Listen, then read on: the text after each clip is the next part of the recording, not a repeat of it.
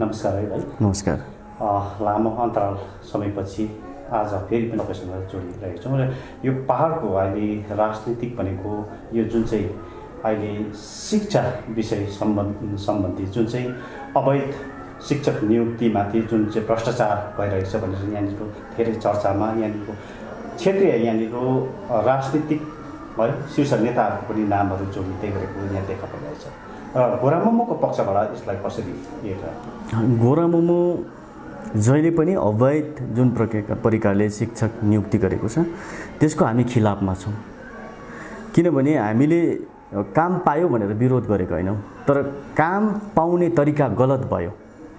अनि यसो भनेको पनि हामीले सुन्यौँ कि हामी दार्जिलिङमा एसएससी लागू छैन, कुनै सिस्टम छैन, त्यही भएर हामीले नियुक्ति गरेको भन्ने टाइपको पनि भनाइहरू सुनिँदैछ। तर एसएससी लागू छैन भन्दैमा क्वालिटी टेस्ट गर्ने हैन, सरकारी कर्मचारीको एउटा मापदण्ड हुन्छ, त्यसलाई कसरी तय गर्ने, कसरी टेस्ट गर्ने भन्दा त एउटा रिटन एक्जाम र इन्टरभ्यू त हुनुपर्ने हो नि त। तर त्यो दुवै नगरी यहाँनिर सत्ताको दुरुपयोग गरेर आफ्नो घर परिवारको छोराछोरीलाई ज्वाइँ चेलाहरूलाई काममा लाउने अनि शीर्षस्थ पदमा बसेको नेतृत्वहरूले नै त्यो प्राइमेरीदेखि लिएर हाई सेकेन्ड्रीसम्म शिक्षक घोटाला गरेको प्रमाणित छ। अनि हामी चाहन्छौँ जुन प्रकारले बङ्गालमा एउटा शिक्षामा जुन प्रकारको व्यापक घोटाला भएको छ, एक्स एडुकेसन मिनिस्टरसम्म पक्राउ पर्नु भएको छ, दार्जिलिङमा पनि हामी यो शिक्षामा जुन धाँधली भएको छ, जुन मोनोपोली भएको छ, यसमाथि इडीको जाँच होस् भन्ने पक्षमा हामी पनि छौँ। जुन चाहिँ यो इडीको जाँचको प्रक्रियालाई लिएर यहाँनिर सिबिआई जाँच हुनुपर्छ, इडीको जाँच हुनुपर्छ भन्ने यहाँनिर राजनीतिक सँगसँगै यहाँनिर सङ्घ संस्थाहरू पनि जोडिँदै आइरहेको छ, यसलाई प्रतिवाद जनाइरहेको छ। चाँडै नै यहाँनिर इडीको जाँच होस् या सिबिआई जाँच होस् भनेर। तर गोरामुमो पक्षबाट भनेको अहिलेसम्म यसरी जाँच हुनुपर्छ, यसलाई प्रतिवाद जनाउँछौँ भन्ने अहिलेसम्म देखा परेको छैन, मौन देखा परिरहेछ। होइन, हामी त पहिल्यैदेखि विरोधमा थियौँ। अनि हाम्रो गठबन्धन दलको होइन विधायक बिपी बजगाईज्यूले जब सिबिआई दफ्तरमा गएर सबै दस्तावेज बुझाइसक्नु भएपछि यसमा हाम्रो पनि सहभागिता मान्नुपर्छ। अनि जुन संस्थाले यो केसलाई होइन अहिले सब जुडिस म्याटर भएर बसिरहेको छ, दार्जिलिङको यो शिक्षा नियुक्तिमाथि पनि सुदन भाइले केस हाइकोर्टमा गरिरहेको छ उनको संस्थाले, हामी त्यसलाई वेलकम गर्छौँ। हामी पहिला पनि सुदन भाइसँग टचमा थियौँ। सुदन भाइको जुन एउटा नोभल कज छ, यो पोजिटिभ कुराको लागि हामी सपोर्टमा छौँ। अनि पहाडको यत्रो बेरोजगार जुन अहिले परिस्थिति छ त्यसमा पनि आएको शिक्षक नियुक्तिमाथि पनि यसरी धाँधली हुँदाखेरि पहाडमा जसले जेन्युनली शिक्षा आर्जन गरे, दुःख सुख गरेर पढे, उनीहरू शिक्षित युवा युवतीहरू आज विदेश पलायन भइरहेको छ, बेरोजगार भएर देशको अन्य जग्गामा गएर काम गरिरहनु परेको छ। अनि यहाँनिर ती शिक्षित युवा युवतीहरूलाई भुलाउनुको लागि फेक टेट परीक्षा गराइयो। अनि हामीले यसको खिलाफमा पनि हामीले आवाज उठाएका हौँ। यसैले यो जुन पहाडको घट्दो शिक्षाको स्तर छ, पहाडको शिक्षा व्यवस्था जुन परिस्थितिमा अहिले पुगेको छ, हामीले सुन्छौँ पहिला होइन राजा रानीहरू आएर दार्जिलिङमा पढेको, सुप्रिम कोर्टको चिफ जस्टिस आएर दार्जिलिङमा शिक्षा आर्जन गरेको, फरेन कन्ट्रीबाट दार्जिलिङमा आएर पढेकोहरू हामी सुन्छौँ। तर आज हामी त्यो कतै देख्दैनौँ। यो शिक्षामाथि राजनैतिक हस्तक्षेपको कारणले गर्दा कसरी चाहिँ शिक्षा व्यवस्था खत्तम भयो भन्दाखेरि नेताले सरकारी सहुलियतको निम्ति शिक्षकको नियुक्ति पाए अनि नेताले स्कुलमा खेताला लगाए, अन्य व्यक्तिलाई 5-10 हजारमा 10-15 हजारमा खेताला लाएर आफू चाहिँ पोलिटिकल पार्टीको एक्टिभिटिजमा इन्भल्भमेन्ट छ। अनि त्यही भएको कारणले गर्दाखेरि दार्जिलिङ पहाडको सरकारी स्कुलहरूको अवस्था अहिले डाउनडोल देखिन्छ। यसैले हामी चाहन्छौँ कि यो पहाडको शिक्षा व्यवस्थाको रिफर्म हुनुको लागि यो एकदमै जाँच हुनु जरुरी छ। अच्छा सुन्नुहोस् न, अर्को प्रसङ्गमा अलिकति जोड्न चाहे मैले, यो जुन चाहिँ तपाईँहरूको है पार्टी यहाँनिर धेरै यहाँनिर तपाईँहरूसँग 5वटा पार्टी बिजेपी सरकारसँग अलायन्स रहेर है तपाईँहरू चलिरहनु भएको छ र तपाईँहरूको केही दिन अघिसम्म जुन प्रकारले त्रिपक्ष वार्ताको चर्चा चलिरहेको थियो र त्रिपक्ष वार्ता जुन चाहिँ पहिलो वार्ता भइसके तापनि दोस्रो वार्ता स्थगित नै रहेको छ। अहिलेसम्म भनेको यो त्रिपक्ष दोस्रो वार्तालाई लिएर अहिले भनेको मौन देखा परिरहेछ नि, यसमाथि चाहिँ तपाईँहरूले कस्तो प्रकारले यो अगाडि लाने तयारी छ? हामी मौन त छैनौँ। बारम्बार हाम्रो सांसद महोदयज्यूसँग यो विषयमा बातचित भइरहेको छ कि चाँडोभन्दा चाँडो त्रिपक्ष वार्ता कल गरेर आइदर दुई पक्ष वार्ता भए पनि कल गरेर यो समस्याको समाधान निकालियोस् भने। अनि हामीलाई विश्वास छ जिम्मेदारीपूर्वक सांसदज्यूले आफ्नो जिम्मेवारी गर्नुहुँदैछ। अनि यो जुन एउटा रोकिएको छ, यो वार्ता टक्स रोकिएको छ, निश्चित तौरमा यो पनि उहाँले खोल्नुहुनेछ भने हामी उहाँमाथि भरोसा गरेका छौँ। यो त्रिपक्ष वार्ता कतै 2024लाई लिएर यो प्रतीक्षा साँचेर बसेको हो कि भन्ने कतै, किनभने यहाँनिर कतै सुन्नुमा आइरहेको छ यहाँनिर नर्थ बेङ्गालको है विभाजनको कुराहरू पनि आइरहेछ। कतै यो त्रिपक्ष वार्ता यो अन्त 2024को मुखतिर आएर यसलाई त्रिपक्ष वार्तामा लाने हो कि कतै भन्ने धेरै यहाँनिर राजनीतिक दलहरूको शङ्काहरू पनि उत्पन्न भइरहेको छ। हामीले क्लियरली भनेको छौँ कि सांसदज्यूलाई पहाडले मेन्डेट दिएको पनि 2024सम्म हो। तर हामीले 2024भन्दा अगाडि नै दार्जिलिङको समस्याको समाधान गरिनुपर्छ भनेर पहिलो वार्तामा पनि भनेका हौँ। अनि बारम्बार ती कुराहरू हामीले संसद मार्फत हामीले कुरा राखिरहेको छौँ। अनि नर्थ बेङ्गाल विभाजनको कुरा, हामी पनि त नर्थ बेङ्गालभित्रै छौँ, दार्जिलिङ पनि नर्थ बेङ्गालभित्र छ, कालिम्पोङ खरसाङ मिरिक नर्थ बेङ्गालभित्रै छौँ अहिलेसम्म। अनि नर्थ बेङ्गाल विभाजन भन्नु त हाम्रो लागि पनि पोजिटिभ हो, किन नर्थ बेङ्गाल विभाजन हुनु भनेको दार्जिलिङ यदि बङ्गालबाट छुट्टिनु भनेको पनि नर्थ बेङ्गाल विभाजन हुनु। यदि नर्थ बेङ्गाल विभाजन भयो र पहाडलाई के उपलब्धि हुन सक्छ? होइन, बङ्गालदेखि नर्थ बेङ्गाल विभाजन भनेपछि दार्जिलिङ यदि बङ्गालबाट निस्किनु पनि नर्थ बेङ्गालको एउटा भाग निस्किनु हो नि त। तर पनि हामी चाहन्छौँ कि भित्रै नै यो भूभाग होइन हामी त्यसमा हामी होइन, मेरो सन्दर्भ तपाईँले बुझ्नु भएन। नर्थ बेङ्गाल विभाजन भनेको दार्जिलिङ पनि बङ्गालबाट विभाजन भएर निस्किनु हो नि त, बुझ्नुभयो? त्यो नर्थ बेङ्गाल मैले प्लेन्सको कुरा गरेको होइन, प्लेन्ससँग पनि मिलाएर समग्र नर्थ बेङ्गाल नै हो। तर दार्जिलिङ हिल्सलाई मात्रै निकाल्नु पनि नर्थ बेङ्गालबाटै अलग्गै निकाल्नु पऱ्यो नि त। त्यो नर्थ बेङ्गालबाट यो पहाडलाई मुक्त गराउनुको लागि पनि तपाईँहरूले कुनै पहल योजनाहरू तयार गर्नु? हामीले क्लियरली भनेको छौँ, बङ्गाल बिजेपी बङ्गालको आफ्नो के छ आफ्नो प्लान। हामी नर्थ बेङ्गालभित्र पनि हामी बस्न चाहँदैनौँ। हामी सेपरेसन फ्रम बेङ्गाल हाम्रो भनाइ हो। हामीले भनेको छैन कि साउथ बेङ्गालबाट निकालेर हामीलाई नर्थ बेङ्गालमा हाल्नु, हामीलाई अरू अन्य जग्गामा राख्नु हामीले कहिले पनि भनेको छ। हामीले भनेको छौँ सेपरेसन फ्रम बेङ्गाल। अच्छा, यो नर्थ बेङ्गाल जब विभाजन भइसकेपछि पहाडको यो जुन दीर्घकालीन माग छुट्टै राज्य गोर्खाल्यान्ड, यसलाई लिएर तपाईँहरूले यो मुद्दालाई लिएर अगाडि जाने तपाईँहरूको कुन तयारी पनि रहेको छ? होइन, नर्थ बेङ्गाल विभाजन हुन्छ भने दार्जिलिङलाई पनि त्यसै बेला नै ट्रिटमेन्ट गर्नुपर्छ, दार्जिलिङलाई पनि अलग्गै त्यति नै बेला गरिनुपर्छ। अनि जति त्यति बेला त्यो नर्थ बेङ्गालमै यो भूभागलाई चाहिँ नर्थ बेङ्गालभित्रै राखिनुपर्छ भन्ने त्यस्तो सरकार पक्षको अडान है यदि भएको खण्डमा चाहिँ के गर्नु? हामी विरोध गर्छौँ, हाम्रो स्पष्ट अडान छ। हामी नर्थ बेङ्गालमा बस्न चाहेको होइनौँ, हामीलाई बङ्गालदेखि अलग्गै राख्नु कुनै एउटा संवैधानिक व्यवस्थामा। हाम्रो स्ट्यान्ड क्लियर छ, हाम्रो भनाइ साउथ बेङ्गाल र नर्थ बेङ्गालमा बस्छौँ भन्ने छैन। हामीले सघाएको र सांसदलाई जिताएको पनि हामीलाई बङ्गालदेखि अलग्गै निकालिनुपर्छ भनेर हो। तर यहाँनिर एकीकरण सिक्किम दार्जिलिङ सिक्किम एकीकरण मञ्चको एउटा दाबी छ, यो भूभागलाई चाहिँ सिक्किममा विलय गर्ने अन्तर्भुक्त गर्ने तयारी पनि रहेको छ भन्ने सुन्नुमा आइरहेछ। कतै यो दार्जिलिङ नर्थ बेङ्गाल विभाजन सँगसँगै यो दार्जिलिङ भूभागलाई कतै सिक्किमतिर विलय गर्ने हो कि त्यस्तो पनि एउटा केही छ कि भन्ने त्यो विषयमा त मैले गम्भीरतासँगले सोचेको छु। तर मलाई के लाग्छ भने दार्जिलिङ सिक्किमको भूभाग भनिन्छ होइन, हिस्ट्रीमा हेऱ्यौँ भने। तर अब इतिहासमै हेऱ्यौँ भने सिक्किम एउटा राष्ट्र थियो। सिक्किम जति बेला राष्ट्र थियो त्यति बेला दार्जिलिङ उसको भूभाग थियो। तर सिक्किम एउटा राज्यमा परिणत भएर राष्ट्रदेखि राज्यमा परिणत भएर भारतमा गाभिसकेपछि सायद त्यो दाबी कतिसम्म भ्यालिड रहन्छ रहँदैन त्यो त उहाँहरूले जानुन्। तर मलाई जहाँसम्म लाग्छ त्यो सायद पोसिबल देखिँदैन। सिक्किम विलय हुनु चाहिँ पोसिबल छैन, किनभने जनताले चाहनु पर्यो। सिक्किमे जनताको चाहना के छ? अनि अहिलेको वर्तमान सिक्किमको मुख्यमन्त्रीले यसलाई दाबी गर्ने हो कि कि हाम्रोहरूले मात्रै दाबी गरिरहेका छन्। यो पनि सायद यो हुनसक्छ यो अलिकति कन्ट्रोभर्सियल चिज हो।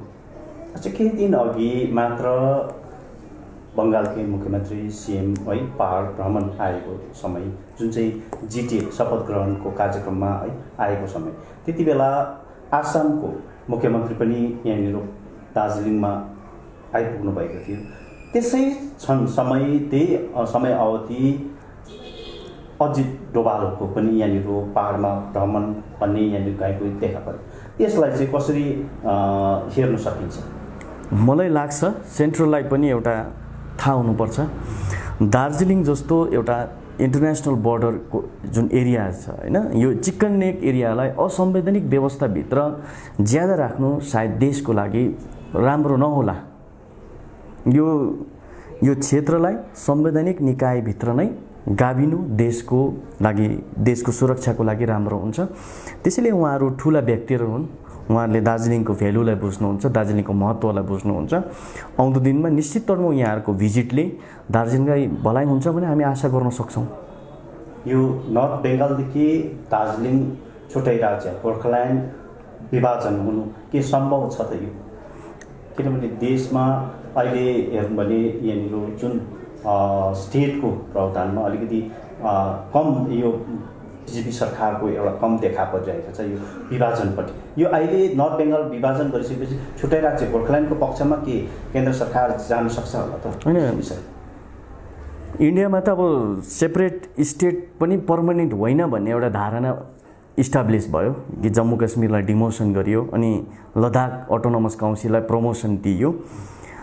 सरकारले चाहेको खण्डमा जे कुरो पनि पोसिबिलिटी छ। अनि हामीलाई हाम्रो माग भारतको गृहमन्त्रीलाई थाहा छ अनि हामीलाई कसरी ट्रिटमेन्ट गर्नुपर्छ त्यो उहाँहरूलाई जानकारी पनि छ। अनि हामी कन्स्टेन्ट सांसद राजु विष्टज्यूसँग टचमा छौँ। सांसदज्यूले आफ्नो जिम्मेवारी दिल्लीमा रहेर काम गर्नुहुँदैछ।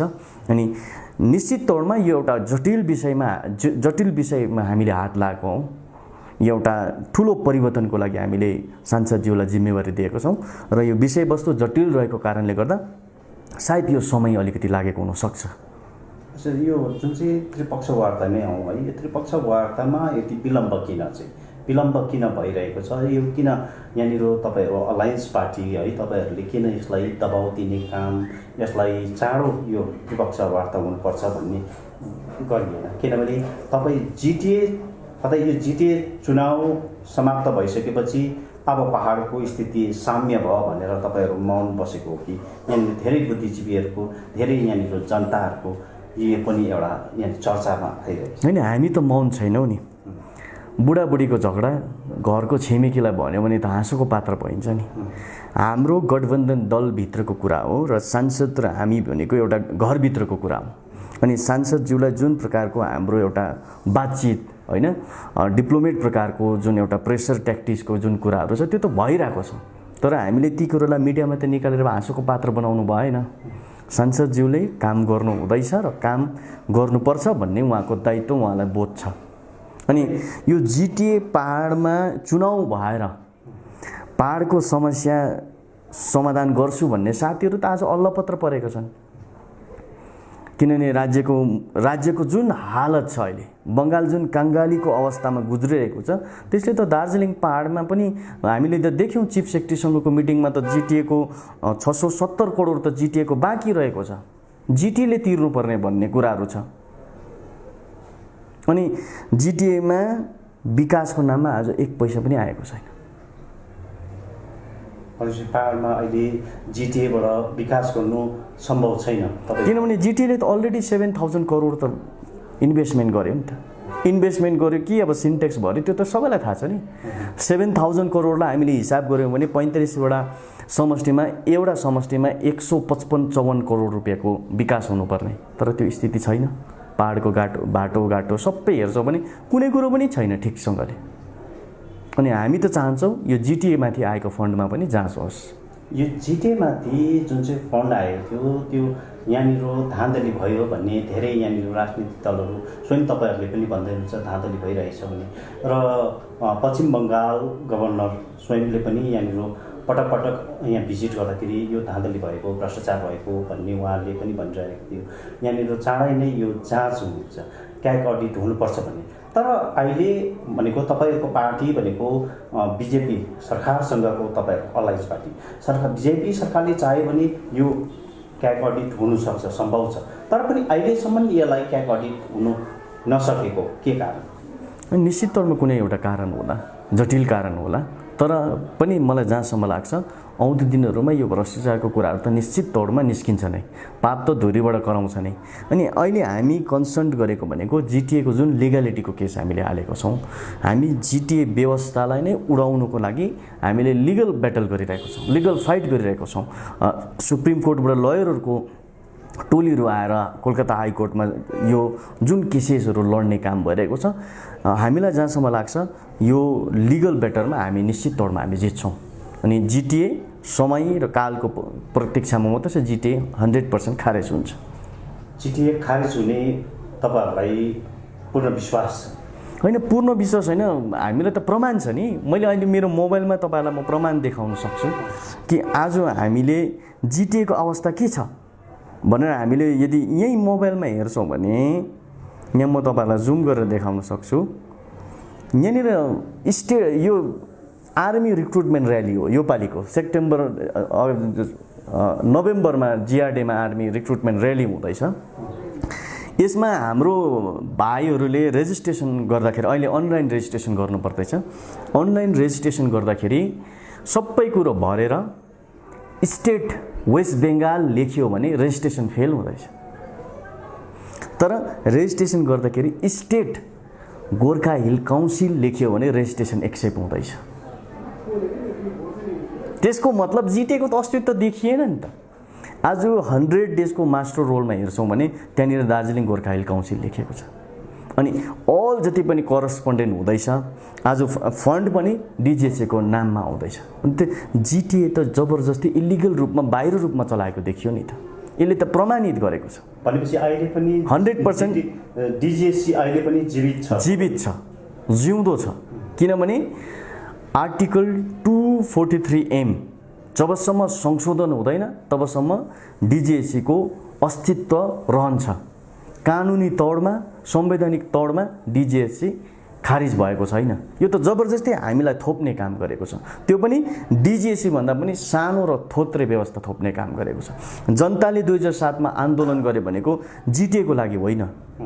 जनताले आन्दोलन गरेको भनेको डिजिएचसी भन्दा ठुलो गोर्खाल्यान्डको लागि आन्दोलन गरेको।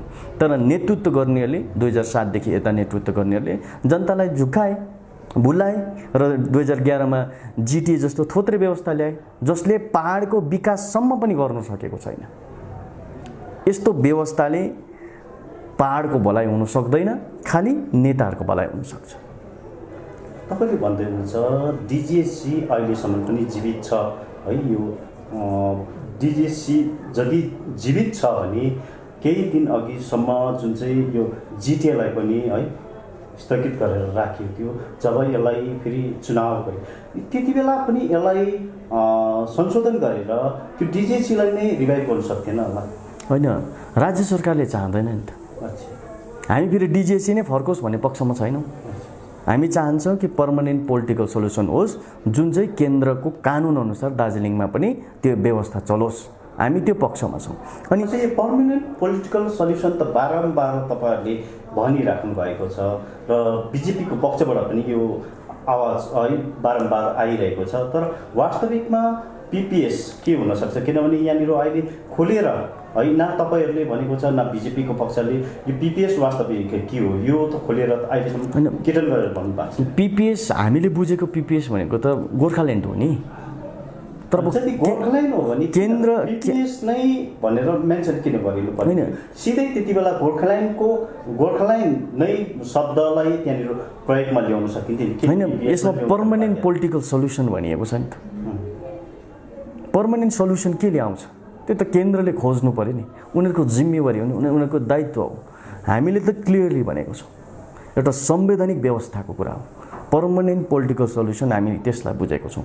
गोर्खाल्यान्ड पनि संवैधानिक व्यवस्था हो। अनि यो पिपिएस चाहिँ केन्द्र सरकार, यो बिजेपी सरकारबाट पस्किएको हो कि या तपाईँहरूले यसलाई प्रपोजल निश्चित तौरमा उनीहरूकोबाट पस्किएको चिज हो यो।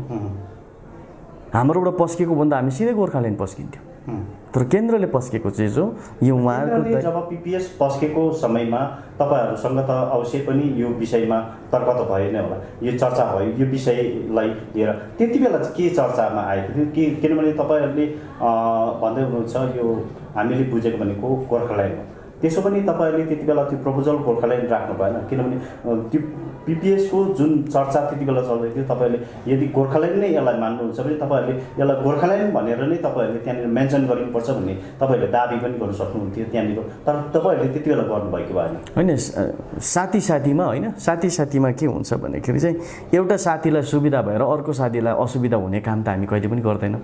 नर्मल लाइफको साथी साथीमा हो भने, एउटा हामी गठबन्धन हो भने, बिजेपी र जेएनएफ साथी साथी हो भने दुइटै साथीको भलाइको लागि सुविधाको लागि सोच्नुपर्ने हुन्छ। हुनसक्छ गोर्खाल्यान्ड शब्द लाउँदा उनीहरूलाई प्लेन्समा असुविधा होला, हामीले हाम्रो साथीलाई असुविधामा पार्नु छैन, तर हाम्रो डिमान्ड जसरी भए पनि हामीलाई फुलफिल गराउनु छ, त्यो हाम्रो लक्ष्य हो। तर यहाँ त पटक पटक सिएमले होस् या बङ्गाल कुनै पनि राजनीतिक दलहरू होस्, सङ्घ संस्थाहरू होस्, बङ्गालदेखि यो गोर्खाल्यान्डको ग पनि उच्चारण नहोस् भन्ने है यहाँनिर भनाइ गरिरहेको छ है, बारम्बार स्टेटमेन्ट पनि आइरहेको छ। गोर्खाल्यान्ड शब्दलाई लिएर यहाँनिर प्रतिवादहरू पनि, नारा जुलुसहरू पनि पटक पटक भइरहेको छ। यो के छुट्टै राज्य गोर्खाल्यान्डको पक्षलाई लिएर हेर्नु भने केन्द्र सरकारको पक्षबाट मात्र र राज्य सरकारको सहमति बिना के सम्भव रहन्छ ती? होइन, हामीले तेलङ्गाना त बनेको देख्यौँ, तेलङ्गाना छोडिदिउँ, अलिकति पुरानो भयो। हालै हामीले ताजा रूपमा हेर्छौँ भने काश्मीरको कुरालाई हामीले हेर्न सक्छौँ। केन्द्रले चाहेको खण्डमा राज्यको परामर्श पनि लिनु पर्दैन, यो केन्द्रको विलमाथि डिपेन्ड पर्ने कुरा हो, केन्द्रको इच्छा शक्तिमाथि डिपेन्ड पर्ने कुराहरू हो। त्यसैले हामी निश्चित तौरमा हामी विश्वस्त छौँ केन्द्रको यो मजबुत सरकार, नरेन्द्र मोदी र अमित शाहको सरकार, हामीले गोर्खे संसद पाएको कारणले गर्दा हाम्रो आवाज जुन प्रकारले बुलन्द रूपमा उठ्नुपर्ने थियो, जुन काम उहाँले गर्नुहुँदैछ, यो जटिल काम हो। मैले भने नि एउटा सांसदले गर्नुपर्ने जिम्मेवारी उहाँले गर्नुभएको छ, अब केन्द्र सरकारले गर्नुपर्ने जिम्मेवारी हो। अनि हामी राज्यप्रति नफर्केको कारण के भने राज्य त जहिले पनि गोर्खा र गोर्खाल्यान्डको विरोधी हो। राज्यले चाहँदैन कि दार्जिलिङ बङ्गालदेखि अलग्गै होस् भनेर, किनभने उनीहरूलाई बेनिफिट छ। आज हामी कुरा गर्छौँ भने दार्जिलिङबाट एउटा सानो डिपार्टमेन्टको कुरा, एक्साइज डिपार्टमेन्टको कुरा गर्छौँ भने पनि एक्साइज डिपार्टमेन्टबाट मोर देन 200 करोड त उसले रेभेन्यू लगिरहेछ। बङ्गालले दार्जिलिङलाई एउटा कमाइको भाँडो बाहेक अरू केही पनि सम्झेको छैन। यहाँनिर क्षेत्रीय राजनीतिक दलहरूले यहाँनिर यो पनि पटक पटक तपाईँहरूमाथि होस् या बिजेपी सरकारमाथि या बिजेपीमाथि पनि यो आरोपहरू लगाइरहेको छ नि है। बिजेपी सरकार, बिजेपीले यहाँनिर ढाँटको राजनीति गरिरहेछ, इभन कि गोरामुम्मोमाथि पनि ढाँटको राजनीति गरिरहेछ भन्ने आरोपहरू लागिरहेछ। अनि उनीहरूको त्यो धर्म हो। दार्जिलिङलाई बिजेपी सरकार, केन्द्र सरकारले न्याय दिँदैन भन्ने उहाँहरूको भनाइ छ भने न्याय दिन्छ त कसले? उहाँले भन्नु पर्यो नि त। इन्डाइरेक्टली के गर्दैछ, हाम्रो छविलाई बिगारेर उनीहरूले राज्य सरकारको छविलाई सुधार्ने कोसिस गर्दैछ, तर त्यो त कदाचित सक्सेस हुँदैन।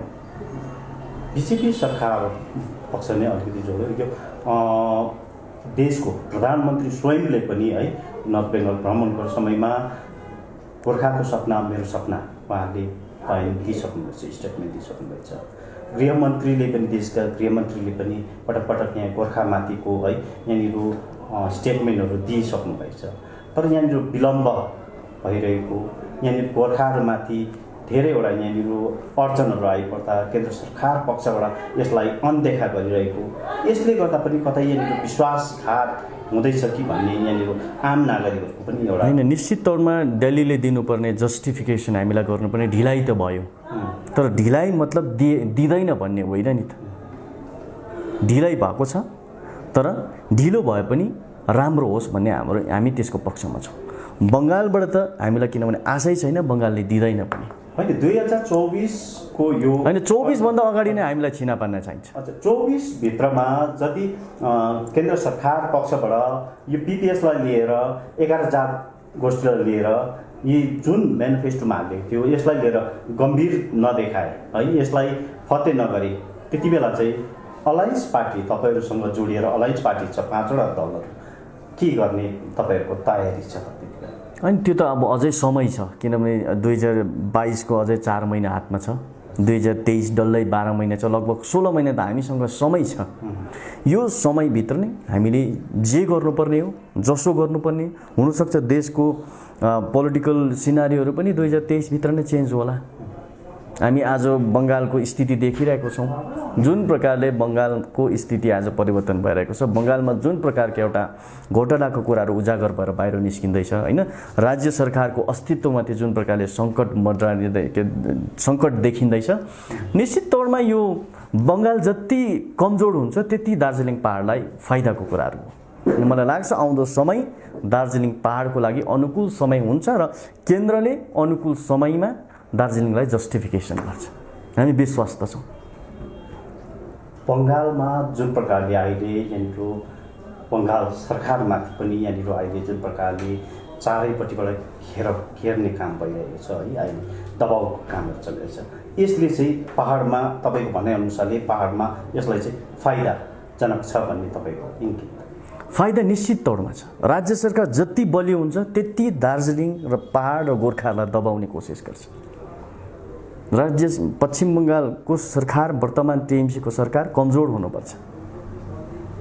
तर यहाँनिर क्षेत्रीय है आम नागरिकहरूको पनि यहाँनिर राजनीतिदेखि दिक्क वर्ग मानिसकेका छन् भने उहाँहरूको भनाइ यो छ, केन्द्र सरकार होस् या राज्य सरकार, दुवै पक्षका राजनीतिक दल होस् या सरकार पक्ष होस्, गोर्खामाथि इमान्दार नदेखिएको भन्ने उहाँहरूको गुनासो पनि छ। होइन, राज्य सरकार त बेइमान छ भन्ने प्रमाणित भयो। दिल्लीले ढिलो गरिरहेको छ, त्यो निश्चित त्यो सत्य कुरा हो, तर यो ढिलाइमा पनि राम्रो कुरो निकाल्ने पक्षमा हामी लागि परेको हौँ। जति यो दार्जिलिङ भूभागलाई सिक्किम विलय गर्ने पक्षमा गएको खण्डमा सरकार, केन्द्र सरकारले यो भूभागलाई सिक्किममा अन्तर्भुक्त गरिनुपर्छ भनेको खण्डमा तपाईँहरू त्यति बेला के सोच्नु? होइन, जबसम्म सिक्किम सरकारले, क्याबिनेटले अप्रुभल गर्दैन यो विषयवस्तुमाथि, त्यसमाथि सायद हामीले टिका टिप्पणी गर्नु वेस्ट अफ टाइम होला। अनि तपाईँले केही छन् होइन, मैले भन्दै हुनुहुन्थ्यो केन्द्र सरकारले चाह्यो भने, अनि मैले अघि एउटा कुरा पनि मैले भने नि, सम्भव छ, मैले एउटा कुरा भने नि, सिक्किम राष्ट्र थियो त्यति बेला, दार्जिलिङ उसको थियो। सिक्किम अहिले राज्य छ, अब उसको स्टेटस के छ हामीले चाहेर हुने कुरा होइन नि। सिक्किमले चाहनु पर्यो नि, मालिकले चाहनु पर्यो नि। त यो ऐतिहासिक कुराहरू हेरेर हामी कुरै गर्नु भने त इन्डिया थिएन नि। इन्डिया त 200वटा राजा रजौटाहरूको देश थियो नि। सिराजी के अरे बङ्गालमा पनि वर्धमान राजाको आफ्नो थियो होइन। बङ्गालमा थुप्रै राजाहरू थिए, मुगलहरूको थिए भारत होइन, थुप्रै थिए नि त। इतिहास हेरेर सबै कुरो गरिने हो भने त सायद आजको देश पनि यस्तो हुँदैन कि। म त्यसैले यो विषयवस्तुमा म धेरै यसमा म चर्चा गर्न चाहन्न, किनभने यो इतिहास पढ्नुको लागि पनि हुन्छ। इतिहास दोहोरिँदैन कहिले पनि होइन, इतिहास नयाँ बनिन्छ। त्यसैले अब यो सायद यहाँको इतिहास पनि नदोहोरेला, नयाँ इतिहास बनेला। सायद नयाँ इतिहास बनेको यही होला। यो जिटिए रद्द गरिनुपर्छ भन्ने तपाईँको एउटा मागलाई लिएर है, यो सुप्रिम कोर्ट, हाई कोर्टसम्म तपाईँहरूको यो है याचिका दर्ता गरिसक्नु र केही दिन अघि मात्र हाइकोर्टबाट सुनवाईको यहाँनिर चर्चामा आइरहेको थियो र के कस्तो अपडेट अहिलेसम्मको? हाम्रो 8 तारिक हिजोस्तिको 8 तारिक सुनवाईमा हाम्रो लयरहरू नयाँ थपिएको कारणले, सुप्रिम कोर्टबाट पनि नयाँ लयरहरू आएको कारणले गर्दाखेरि एउटा यो उनीहरूको लागि नयाँ विषयवस्तु भएको कारणले कोर्टलाई जजको अगाडि हाम्रो लयरहरूले स्टडी गर्ने समय मागेको छन्। त्यो भएर कोर्टले उनीहरूलाई एक महिनाको समय दिएको छ र 7 सेप्टेम्बरदेखि यो कन्टिन्युस फेरि हियरिङ हुन्छ। कतै यो पनि 24सम्म तन्किने हो कि यसले पनि 24 नै हेर्दैछ कि भन्ने? होइन, हामीले त 24 हेरेको छैनौँ। हामीले 24 हेरेको छैनौँ, हाम्रो दिमागमा 24 छैन। हामी एज सुन एज पोसिबल, जति सक्दो चाँडो, किनभने हाइकोर्टबाट अगस्तमा सुनवाई भयो, सेप्टेम्बरमा सुनवाई हुनु त यो त स्पिडी नै हो नि त। नभए हेर्छौँ भने हाइकोर्टहरूतिर 5 वर्ष 6 वर्ष 10 वर्ष 12 वर्ष पुरानो केसहरूको हेरिङै बिना परिरहेको छ। त्यसपछि गोरामुले जतिवटा पनि है यो दाबी गर्दै जान्छ नि है, याचिकाहरू होस् हाल होस् केही पनि होस्, तर